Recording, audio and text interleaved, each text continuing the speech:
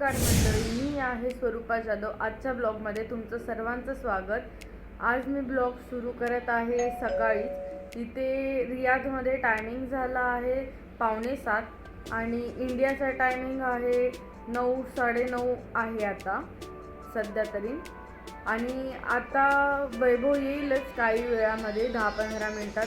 तर त्याच्यासाठी मी एक गोष्ट सरप्राईज केली आहे.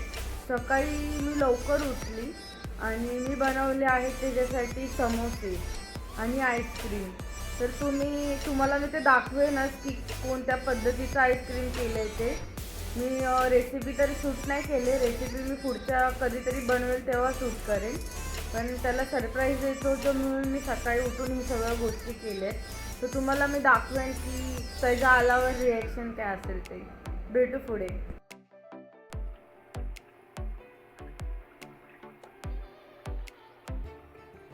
हॅलो फ्रेंड्स, गुड मॉर्निंग सगळ्यांना.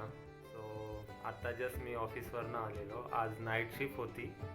सो 7 वाजता मी सुटलो आणि घरी आल्यावर स्वरूपाने जे सांगितलं मला की तुझ्यासाठी एक सरप्राईज बनवलं आहे बोलते, तर तेच तिने आत्ता इथे आणलं आहे. तर दाखव. तर हेच ते सरप्राईज. ॲक्च्युली तिने समोसे बनवलेले, समोसे, चटणी आणि चहा. सो बऱ्याच दिवसाने इथं समोसे खात आहे ॲक्च्युली. म्हणजे इंडियामध्ये होतो, मुंबईमध्ये जेव्हा होतो तेव्हा समोसे आणि वडापाव तर हे ॲक्च्युली नाश्त्यामध्ये नेहमीच असायचं. सो इथे ते आम्ही खूप मिस करतो आहे. आम्ही मागे लुलूमध्ये पण गेलेलो, पण तिथे असे म्हणजे कसे फ्रोझनचे समोसे होते सगळे. आणि तुम्हाला तिथे भेटेल सगळं, फ्रोझन भेटेल, पण एवढाच इश्यू आहे. आणि ते फ्रोझन खायला जशी फ्रेश खायची मजा येते तशी येत नाही. तेच या फ्रेंड्स खायला.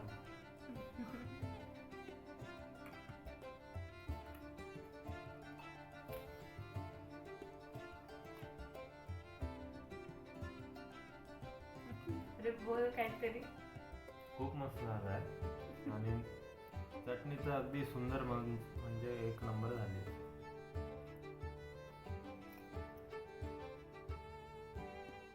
त्याचबरोबर त्याच्याबरोबर मी चहा सुद्धा बनवलाय.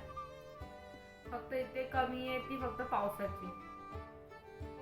पाऊस आम्ही इकडे मिस करतोय खूपच.